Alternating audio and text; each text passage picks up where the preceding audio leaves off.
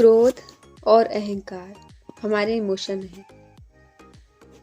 जब अहंकार का जन्म होता है हमारे अंदर, हमारे मन में जब अहंकार का जन्म होता है तो वो एक ज़िद का रूप ले लेता है। हम बहुत ज़्यादा ज़िद्दी हो जाते हैं और अगर हमारी ज़िद नहीं मानी जाए तो हम मतलब परेशान करते हैं, ज़िद करते हैं कि ये चाहिए चाहिए चाहिए, कोई भी चीज़ चाहिए।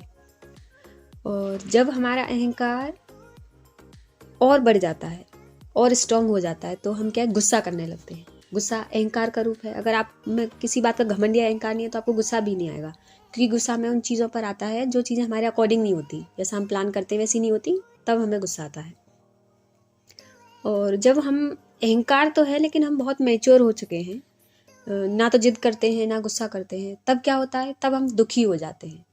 तो ये जो तीनों रूप हैं, जिद करना, गुस्सा करना, दुखी होना, इन सब की उत्पत्ति आपके घमंड, आपके अहंकार, आपके ईगो से हुई है, जहाँ पे आपको ऐसा लगता है कि आप ही सर्वस्व हैं, आप सर्वज्ञानी हैं, आप मतलब अपने आप को बहुत कुछ समझते हैं। आपको ऐसा लगता है कि सारी चीज़ें आपके हिसाब से होनी चाहिए, हर चीज़ जो आपने प्लान की है वैसे होनी चाहिए, लोगों को आपके कहे अनुसार बिहेव करना चाहिए या आपके सोच के अनुसार बिहेव करना चाहिए। तो ये बहुत सोचने में तो बहुत छोटी सी बात लग रही है, सुनने में बहुत छोटी सी बात लग रही है, लेकिन ये हमारे जीवन में हम कितने खुश रहेंगे, कितने शांत रहेंगे, इस बात पर डिपेंड करता है। और अहंकार प्रत्येक व्यक्ति के मन में है। किसी के में कम है, किसी के में ज़्यादा है, किसी के में वो अभी जिद वाला अहंकार है, किसी के में वो अहंकार गुस्से वाला है, किसी के में वो दुख वाला है, लेकिन है सब में।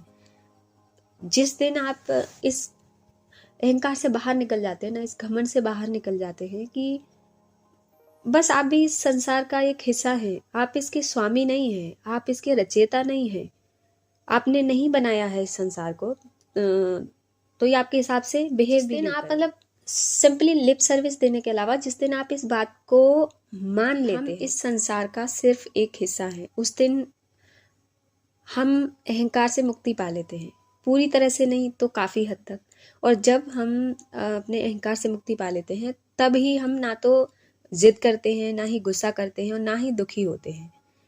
वैसे हमारे इमोशंस हैं तो साथ रहते हैं, हम इनसे बिल्कुल दूर तो नहीं हो सकते, बिल्कुल मुक्त नहीं हो सकते, लेकिन काफ़ी हम इसको कम कर सकते हैं।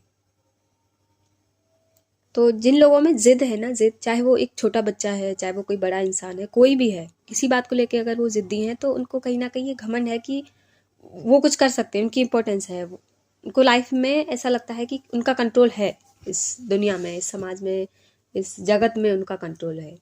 वैसे ही जो लोग गुस्सा करते हैं उनको भी ऐसा लगता है कि अरे चीज़ें मेरे हिसाब से क्यों नहीं हुई, मेरे हिसाब से होनी चाहिए, मैं ही तो हूँ सेंटर ऑफ अट्रैक्शन। ऐसे जो लोग बहुत ज़्यादा दुखी रहते हैं, चाहे वो किसी भी एज के हो, लेकिन वो दुखी रहते हैं, बहुत मैच्योर लगते हैं देखने में, लेकिन फिर भी दुखी हैं, तो उनको भी ऐसा ही लगता है। लेकिन क्योंकि वो इस बात से थोड़ा सा उभर गए तो वो गुस्सा नहीं करते, जिद नहीं करते, लेकिन दुखी होते हैं। पर इसका जड़ में जो मेन जो कॉज है वो है ईगो।